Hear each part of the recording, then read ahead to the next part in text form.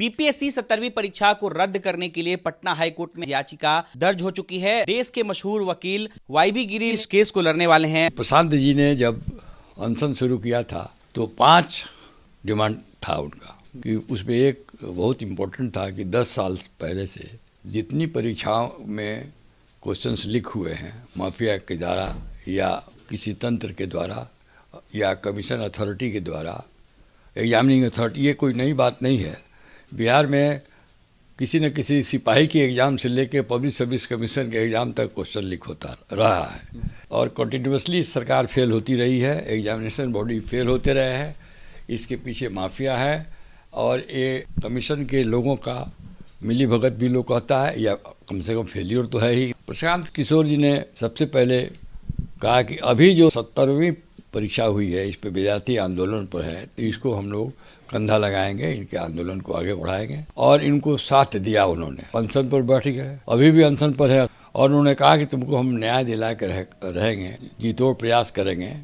और जब executive fail कर गया, कार्यपालिका से कोई न्याय की उम्मीद समाप्त हो गई, तो उन्होंने कहा और विचार रखा कि यदि विद्यार्थी चाहें तो हम लोग न्यायपालिका में उनको ले जाने में भी मदद कर सकते हैं। तो प्रशांत किशोर जी के इच्छा से या उनकी जो मंशा है विद्यार्थियों को मदद करने का, इस विचार से मैं और हमारा पूरा ये लीगल टीम मिलके और इसमें विद्यार्थी लोग आए, इन लोगों ने केस कहा और पॉइंट लाया और अपनी बात रखी और बताई, तो हम लोग को लगा कि नहीं, केस में दम है। हमको लगता है कि इतना बड़ा घोटाला हुआ है, इतना बड़ा इन्फॉर्मेटी, इलीगलिटी, अनफेयर मीन्स हुआ है, शायद चीफ मिनिस्टर को भी नहीं मालूम है। कौन कौन से घोटाले की बात कर रहे हैं? जैसे पहला कि 2 दिन पहले 5000 विद्यार्थियों का सेंटर बदल दिया गया। इसका क्या मंशा है? क्या कोई फेवरेबल सेंटर पर फेवरेबल विद्यार्थी को ले जाना था? तो ये जांच का विषय बनता है। दूसरा, ये ट्विटर पर 13 तारीख को पूरे बिहार में क्वेश्चन लीक हो गया। 912 सेंटर पर ट्विटर पर लीक हो गया एयू, उसको भी 1 बजे इसकी सूचना मिल गई। लेकिन आयोग ने इस बात को नकार दिया है। उन्होंने कहा है कि पेपर लीक नहीं हुआ है किसी तरह। आयोग जांच क्यों नहीं कराती है? ये जांच का विषय है। आयोग पर क्यों जाते हैं? सरकार को जांच करानी चाहिए। आयोग तो खुद कल्प्रिट है, इन्वॉल्व है। ये आयोग का फेल्यूर है। आयोग के पदाधिकारीगण, पदाधिकारी में सब नहीं, कुछ पदाधिकारी हैं। पेपर में लिख रहा है कि यूईओ भी कुछ पदाधिकारियों का इन्वॉल्वमेंट पाया है, प्राइवेसी।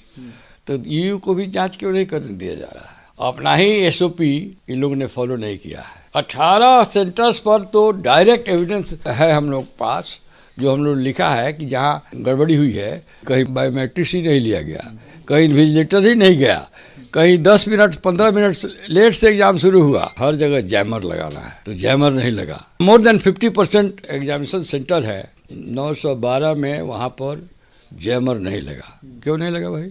और विद्यार्थी बहुत से स्टेशनों पर मोबाइल लेके गए अंदर, जैमर नहीं है, मोबाइल लेके गए हैं।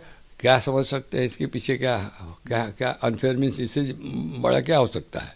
एसओपी के अनुसार है कि जब बंडल ऑफ क्वेश्चन हो तो विद्यार्थी एग्जामिनी के सामने खोला जाएगा। तो बाबू सभागार में 173 ही सेट ऑफ क्वेश्चन आया इन प्लेस ऑफ 192। क्यों हुआ? बापू सभागार का सुपरिटेंडेंट का डेथ हो गया, तो रिपोर्ट किसने दिया? और वो डेथ कैसे हुआ? इतना प्रेशर में तो नहीं हो गया कि जो इतना बड़ा इलीगलिटी देखा, बेचारे प्रेशर में उससे during the course of examination he died. ये भी तो जांच के विषय है। हम तो चाहते हैं कि 10 वर्षों में जितने लोग इन्वॉल्व रहे हैं अनफेयर मीन्स में, क्वेश्चन लीकिंग में, जो माफिया इन्वॉल्व हुए हैं, इसके जांच के लिए एक सेपरेट जुडिशियल कमीशन बैठना चाहिए और जुडिशियल कमीशन इसकी जांच करे और देखे कि ये एग्जामिनेशन बॉडी बिहार में क्या किया है।